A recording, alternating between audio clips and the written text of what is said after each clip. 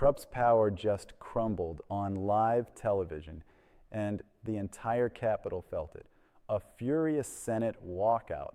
Senators literally stood up and left because they said the proceedings had become a sham, a kangaroo court, a total collapse of decency. They accused leadership of breaking their own rules just to ram through Trump's defense. Shouting, pointing, chaos. This wasn't politics. This was desperation. You could see the fear. You could see the meltdown. They weren't just challenging procedure.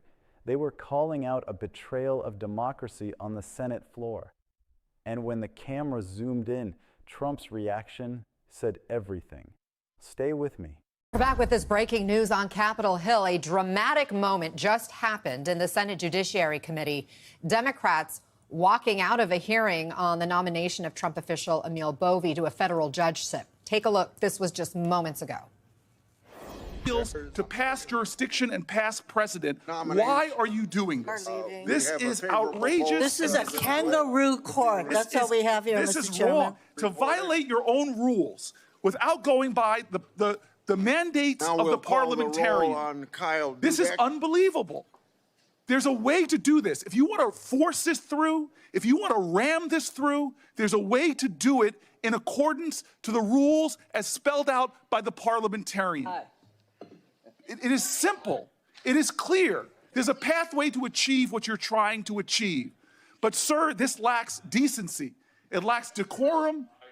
It shows that you do not want to simply hear from your colleagues. This is absolutely wrong. And, sir, this is to me one of those moments where we are not showing common respect for each other on both sides. I have sat here when we were in the majority and listened to my colleagues' arguments, listened to their passionate statements, and then we voted. This is not that. This is us simply trying to rush through one of the most controversial nominees we've had under this presidential administration. Sir, God bless America. You are a good man. You are a decent man. Why are you doing this? What is Donald Trump saying to you that are making you do something which is violating the decorum of this committee, the rules of this committee, the decency and the respect that we have each other to at least hear each other out? I've sat through so many long speeches of my colleagues, heard their objections, listened with sincerity to try to see what their arguments are. But we are not doing that. Let me say this clearly and quickly.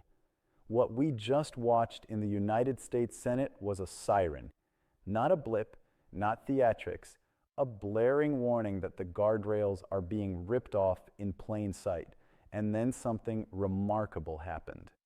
Democrats stood up, said enough, and walked out, forcing the country to look straight at the abuse of process powering Donald Trump's second-term machine. Here's what went down.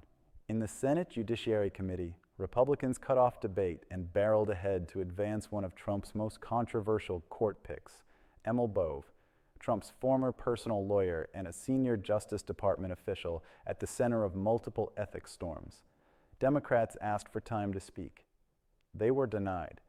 They asked to hear a whistleblower who alleges Bove encouraged defying a federal court order in a deportation case. Also denied. So they walked, not to make a scene, but to expose one. You don't have to take anyone's word for it. The room cameras tell the story. Chairs still warm, microphones still live, votes still rolling, while Senator Cory Booker pleads for basic deliberation and is gavelled past. That's not just indecent. It's anti-deliberative by design. Sir, this is wrong, and you know it. There are some people on this committee who are the least firebrand people, and they've walked out. Some of the least controversial people in the Senate, some of the people that worked the hardest to find bipartisan common ground have just walked out of this committee. And you don't even seem to care, but I know you do. I know your heart, Senator Grassley. This is wrong. I know the kind of person you are, and you know this is wrong. This is not necessary.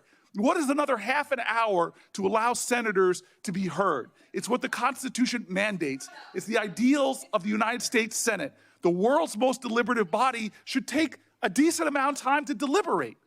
But here we're not doing that. Here we are jamming this through with some sense of false urgency. It's one thing not to hear from whistleblowers. It's another thing not to hold another hearing, but to not even allow my colleagues to have their moment to speak against this justice is just wrong. And I know you know this. I know you know this. The only time this rule has ever been overturned by both parties was done when one minority was trying to pull some stunt to stop the committee from hearing. This is not that. This is not the 2-hour rule. This is a basic element of the ideals of this committee, sir. It is the basic understanding of having debate and deliberation. It's a basic understanding of we can listen to each other even if we disagree, that we should have time and space and a forum to listen. Sir, this is just wrong in every way. It is wrong in every single way. This is an abuse of power. It's an undermining of the well-being and the integrity of this Senate and this committee that I for so long, I've been so honored to be a part of. This is wrong, sir, and I join with my colleagues in leaving. This is a sham. Vote, this is wrong. We're better than this. Pratt to the floor. Now we'll have to vote on these nominees for U.S. Attorney because... Let's talk about who Emil Bove is and why this nomination set the chamber on fire. Bove is not some neutral technocrat. He's Trump's former defense attorney who later rose inside the Trump-led Justice Department. Critics, including hundreds of DOJ alumni and dozens of former judges, say his record shows contempt for judicial limits and a pattern of politicized decision-making. Supporters counter that he's a seasoned prosecutor, but there's no getting around this. His potential lifetime seat on the Third Circuit would outlive every headline. This is power that shapes rights for a generation. Now, the heart of the dispute. A whistleblower, former DOJ attorney Erez Riveni, says Bove was part of a push to ignore or outmaneuver a federal judge's order halting deportations. We're not just dealing with he said. There are emails and texts that bolster the account, messages that capture a casual posture toward a court's authority and a scramble after the fact to explain how deportations proceeded anyway. If true, that's the ballgame. It's about defying the judiciary. That's rule of law versus rule by will. The through line tonight is simple. Authoritarian shortcuts dressed up as efficiency. Cut debate, skip testimony, ram the vote, then tell the public to move on. Nothing to see here. But there is something to see. PBS, Reuters, WAPO, C-SPAN across the spectrum. You can trace the same pattern. Advance the nominee first, adjudicate the facts never. Some context. Over 900 former Justice Department attorneys, the people who actually know how these choices warp the system, signed letters urging the Senate to reject Bove. That's not normal. That's not partisanship. That's professional alarm from across administrations. When career people shout, you listen. Okay, let's find out what exactly went down. I want to bring in our Capitol Hill correspondent, NBC's Julie Sirkin, also joining us as former Democratic Senator Heidi Heitkamp of North Dakota. Julie, what a moment there. I mean, the emotion and the outrage that we just heard, it got personal with Senator Booker appealing to Chuck Grassley, the chair of this committee. What exactly went down before that? Yeah, Anna, telling him, I know you, Senator Grassley, I know you are a decent man, I know you are a decent human. What did Donald Trump, I'm paraphrasing, of course, but he asked Grassley, what did Donald Trump say to you to make you violate the rules of this committee, the decorum? That is what Cory Booker had said. What I was so struck by, Anna, is that while Booker was talking, they continued voting. And what the Senate Judiciary Committee is meeting to vote on today is a whole slate of nominees for various judicial positions. The most controversial of them, Emil Bove, who is somebody who works for the Trump administration. He is somebody who is very close to the president. And Democrats tried to slow walk his nomination intentionally because they've heard from whistleblowers who they say prove that Bove had intended to tell the Trump administration to essentially defy court orders, especially when it comes to deporting illegal undocumented immigrants to countries they have no relation to. And so this is a moment where Booker tried to use to debate, to have extra time to talk about these nominees. We already know that he was going to try to stop particularly Bove's nomination, but you saw there that Chuck Grassley, who's the Republican chairman of that panel, continued through their votes anyway. Booker and Democrats, all of them walking out without even finishing the votes. This committee is still meeting, of course, and with Republicans in the majority, they don't necessarily need Democrats present, but still just a stunning moment, especially in this committee that has seen, of course, flashpoints before, but generally the Republicans and Democrats do tend to work well together on this panel. Senator, what's your reaction to what we just witnessed? And it wasn't just Democrats expressing worry. Even some Republicans outside the committee have signaled this is a bad pick, a long-term headache. Former Senator Heidi Heitkamp, yes, a Democrat, laid it out on air. If there's even a rumor of a Supreme Court trajectory for this nominee, the vetting needs to be brutal and complete, not curtailed and rushed. Process is what protects you from regret. Let's zoom out. Why the rush? Because courts are the engine of Trump-era power. If you can populate the bench with loyalists who see their role as advancing a president's will rather than checking it, you don't need to win the argument anymore. You can lose the debate and still win the ruling. That is the point of bulldozing procedure, to make the outcome a foregone conclusion. This is not an isolated skirmish. It's part of an architecture we've watched from the first days of Trump's return. Attack independent referees, starve debate, delegitimize watchdogs, and then claim the only legitimacy that matters is a quick vote by your majority. It's the same logic behind purges, gag orders, and loyalty tests. It's not governance, it's consolidation. When Booker said, "This is wrong," he wasn't sermonizing, he was naming the tactic. The committee didn't just move fast, it shut down the forum where facts are supposed to be tested. The whistleblower, the documents, the letters from former DOJ officials, all of it pushed aside for raw velocity, because speed is a weapon. Speed prevents scrutiny. And that's why the walkout matters. A walkout forces a choice on the country. Either notice what's being done to your institutions or surrender to it. Walking out doesn't stop the vote, but it stops the normalization. It tells the public, if they won't give us a hearing, you be the hearing. Let's be concrete about the stakes. The Third Circuit touches millions of Americans across Pennsylvania, New Jersey, Delaware, and the Virgin Islands. Its rulings hit labor rights, reproductive freedom, environmental protections, corporate accountability, and yes, the rules that decide whether your government follows court orders. Installing a judge who allegedly treats a judge's injunction like a suggestion is not some DC turf war. It's a direct line to your life.